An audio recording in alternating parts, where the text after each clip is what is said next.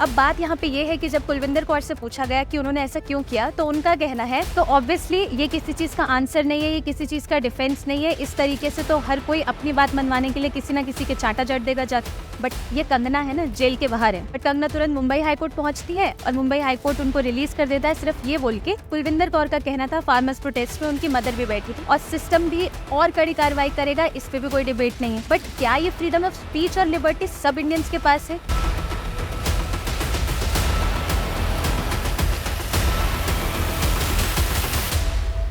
Real life में तो कंगना रनौत ने खूब सारे चांटे दूसरों को जड़े होंगे, बट उन्होंने कभी नहीं सोचा होगा कि रियल लाइफ में एक चांटा उनको भी जड़ दिया जाएगा, वो भी एमपी बनने के बाद। Hi everyone, welcome to my channel sharks of law. आज का टॉपिक है हमारे मोस्ट वायरल न्यूज पे कंगना रनौत और कुलविंदर कौर के केस के बारे में। तो ये केस है जब चंडीगढ़ से दिल्ली एयरपोर्ट ट्रैवल कर रही थी कंगना रनौत, तो एक CISF के स्टाफ कुलविंदर कौर ने उनको पहले गाली दी और उसके बाद एक चाटा रसीद दिया। ऑब्वियसली रिएक्शन आना तो बनता था और किसी भी आर्ग्यूमेंट का, किसी भी स्टेटमेंट का जवाब ऑब्वियसली आप मारने पीटने से या चाटा मारने से नहीं दे सकते। बट ये पहली बार नहीं है कि किसी पॉलिटिकल पार्टी के बंदे को, किसी भी MP को पहली बार मारा गया हो। अब बात यहाँ पे ये है कि जब कुलविंदर कौर से पूछा गया कि उन्होंने ऐसा क्यों किया, तो उनका कहना है कि कंगना रनौत के स्टेटमेंट से वो बहुत ज्यादा ऑफेंडेड थी। फार्मर्स प्रोटेस्ट के दौरान कंगना रनौत ने एक स्टेटमेंट पास किया था जिसमें उन्होंने मेंशन किया था कि जितनी भी फीमेल्स बैठी है वो वहाँ पे 100 रुपए के लिए बैठ गई। कुलविंदर कौर का कहना था फार्मर्स प्रोटेस्ट में उनकी मदर भी बैठी थी, तो उन्होंने जो भी किया है अपनी मदर के लिए किया है। अब बात करते हैं कि क्या अपने डिफेंस में कभी भी आके कोई भी किसी को मार सकता है और ये लीगल है और वैलिड है? तो ऑब्वियसली ये किसी चीज का आंसर नहीं है, ये किसी चीज का डिफेंस नहीं है। इस तरीके से तो हर कोई अपनी बात मनवाने के लिए किसी ना किसी के चाटा जड़ देगा जाके। इसके चलते सिस्टम ने तो स्ट्रिक्ट एक्शंस ले लिए हैं कुलविंदर कौर के अगेंस्ट। उनके अगेंस्ट FIR हो गई है, CISF से उनको सस्पेंड कर दिया गया है। FIR में जो चार्जेस लगे हैं वो लगे हैं सेक्शन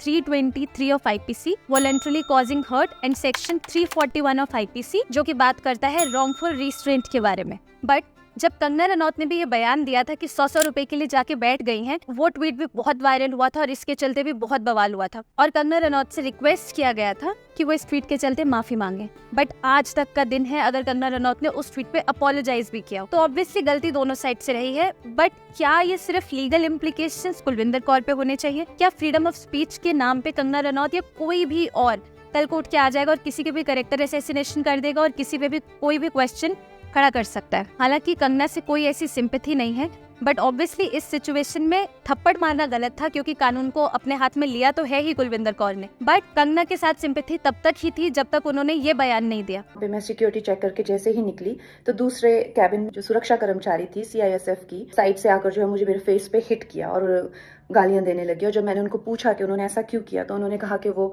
फार्मर्स प्रोटेस्ट को जो है वो सपोर्ट करती हैं। I am safe but my concern is कि जो आतंकवाद और उग्रवाद पंजाब में बढ़ रहा है, how do we handle that? लो कर लो बात। अब अभी भी पंजाब में हारने के बाद भी आप किसानों को खालिस्तानी और टेररिस्ट बताओगे तो कैसे होगा? ऑलरेडी BJP इसी वजह से हार चुकी है, ना कि सिर्फ पंजाब में, बहुत सारे रूरल एरियाज में इसी वजह से वोट लूज किए हैं कि आप फार्मर्स को और जो रूरल डिस्ट्रेस है, जो गांव दर्रे दराज की प्रॉब्लम्स है, उसको तो कोई समझ ही नहीं रहा है। इसके चलते BJP ऑलरेडी अपने वोट्स लूज कर चुकी है, बट कंगना के स्टेटमेंट्स रुक नहीं रहे। अब जो BJP में विमेन फेस हैं, जो रिप्रेजेंट करने वाली है BJP को, वही फार्मर्स को एक्सट्रीमिस्ट और खालिस्तानीज और टेररिस्ट का करार दे रही है, वही ये टैग्स लेके आ रही है। और ऐसा पहली बार तो हुआ नहीं है कि किसी MP या MLA पे हाथ उठाया गया हो या उनके साथ कुछ गलत किया गया हो। रिसेंटली अरविंद केजरीवाल के साथ क्या हुआ? इंक फेंकी गई, अंडे फेंके गए, गालियां दी गई। प्रशांत भूषण के साथ भी यही हुआ। बट जो ये नेशनल आउटरीच है, ये पार्टी देख के बाहर आ रहा है। तो इंडिया तो हिपोक्रेसी का लेवल क्रॉस कर चुका है इस अकॉर्डिंग। अब बात करते हैं दो क्वेश्चंस की। फर्स्ट क्वेश्चन इज कि क्या कंगना को BJP अपना फेस बनाएगी? देखिए, अभी तक की जो न्यूज है उसमें तो ये भी बताया जा रहा है कि अमेठी में स्मृति ईरानी ने लूज कर दिया, इसके चलते यूनियन कैबिनेट में उनको जगह तो नहीं मिल पाएगी, मुश्किल है उनकी जगह बनना। तो कंगना रिप्लेस करेंगी, कंगना रिप्रेजेंट करेंगी ministry of child and women development. तो ये कहाँ तक वैलिड है? फर्स्ट क्वेश्चन ये आता है कि क्या कंगना के अगेंस्ट कोई एक्शन लिया जाएगा, उनकी स्टेटमेंट्स के अगेंस्ट कोई एक्शन लिया जाएगा? दूसरा सवाल ये है कि क्या अब आपको लगता है कि BJP उन्हें अपना फेस बनाएगी, अपनी पार्टी का फेस बनाएगी, रिप्रेजेंट करने देगी ministry of child and women development को? ठीक है, अब ये तो बात की बात है और पता चल ही जाएगा कि वो रिप्रेजेंट कर रही है BJP का डिपार्टमेंट या नहीं। बट अब जो दूसरा चीज है कि क्या कंगना को भी पनिशमेंट मिलेगा, क्योंकि कुलविंदर कौर के अगेंस्ट ऑलरेडी स्ट्रिक्ट एक्शंस हो चुके हैं। 2 दिन लगेंगे डिफेमेशन का कंप्लेन होने में, 3 दिन में हम जेल में होंगे और सिस्टम भी और कड़ी कार्रवाई करेगा, इस पे भी कोई डिबेट नहीं है। क्योंकि इंडिया की पॉपुलेशन ही ऐसी हो गई है कि जो पार्टीज को देख के बायस हो जा रही है और उसके अकॉर्डिंग आपके रिएक्शंस आ रहे हैं। ये तो हो गई पॉलिटिकल बात। अब बात करते हैं लीगल रैमिफिकेशंस की। जब कंगना कंटिन्यूअस फार्मर्स प्रोटेस्ट को लेके कुछ ना कुछ ट्वीट कर रही थी, तभी उनके अगेंस्ट कंप्लेन दर्ज हुआ था सेक्शन 295A ऑफ आईपीसी में, जो बात करता है किसी भी पर्टिकुलर कम्युनिटी को रिलीजन के नाम पे हैरेस करने का और उनके बारे में भड़काऊ भाषण देने का। तो ऑब्वियसली भड़काऊ भाषण उन्होंने दिया है जहाँ पे टेररिस्ट बताया है, एक्सट्रीमिस्ट बताया है। इसके चलते उनके अगेंस्ट कंप्लेन भी हुई है। कंगना तुरंत मुंबई हाईकोर्ट पहुंचती है और मुंबई हाईकोर्ट उनको रिलीज कर देता है, सिर्फ ये बोल के कि she has the right to freedom of speech, right to freedom of liberty. But क्या ये फ्रीडम ऑफ स्पीच और लिबर्टी सब इंडियंस के पास है? आज हम खड़े होके ऐसे ही किसी के बारे में कुछ भी बोल सकते हैं, किसी का भी कैरेक्टर असैसिनेशन कर सकते हैं? नहीं। 2 दिन लगेंगे डिफेमेशन का कंप्लेन होने में, 3 दिन में हम जेल में होंगे। बट ये कंगना है ना, जेल के बाहर है। हिपोक्रेसी का लेवल देखिए। जावेद अख्तर ने भी कंगना से परेशान होकर उनके अगेंस्ट डिफेमेशन का केस कर दिया। बट क्या हुआ? वो केस भी आज तक चल ही रहा है। सच में तारीख पे तारीख ही पड़ रही है। 2022 के ऑस्कर अवार्ड में विल स्मिथ ने क्रिस रॉक के लाइव टेलीविजन पे दुनिया भर के सामने उन्हें चाटा मार दिया। कंगना ने उसको सपोर्ट किया ये बोल के कि हाँ, किसी की बीमारी के बारे में, किसी की माँ के बारे में बोलोगे तो मैं भी शायद यही करती, और उसको टैग किया बैड एस हो। क्या पता कुलविंदर कौर भी कंगना के खुद ही इसी ट्वीट से इंस्पायर हो गई और उन्होंने भी चाटा जड़ दिया, क्योंकि ये तो बीमारी से भी ज्यादा बड़ी बात है।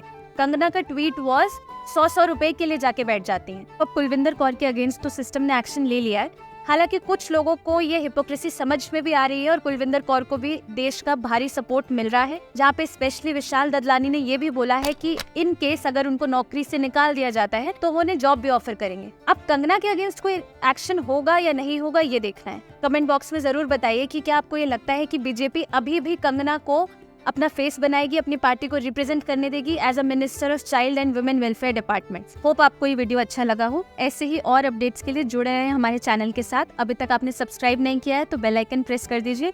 Thanks for watching this video. In case of any doubts, you can reach out to Sharks of Law, because at Sharks of Law we provide right responses at right time.